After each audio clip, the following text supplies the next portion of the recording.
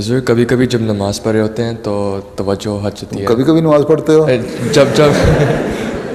جب نماز پڑھ رہے ہوتے ہیں تو کبھی کبھی توجہ ہٹ جاتی ہے. جی تو کبھی کبھی تو اگر تو تمہاری کبھی کبھی ہٹتی ہے تو تم بہت نیک آدمی ہو ماشاءاللہ. اس لیے کبھی کبھی میں تو کوئی فرق نہیں پڑتا، ہٹ جاتی ہے لوگوں کی.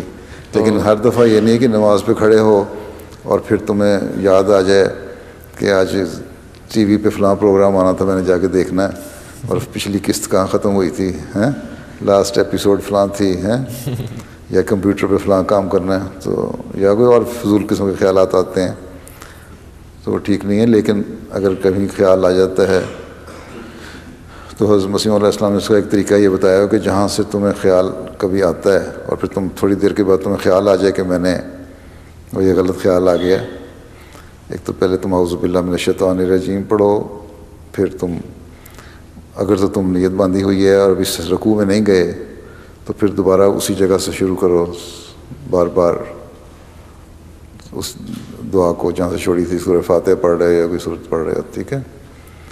اور اگر رکوع میں چلے گئے تو آگے جا کے دعا کرو کہ اللہ تعالیٰ اس خیال کو استغفار کرو، استغفار کر کے تو اس خیال سے پیچھے بچنے کی کوشش کرو.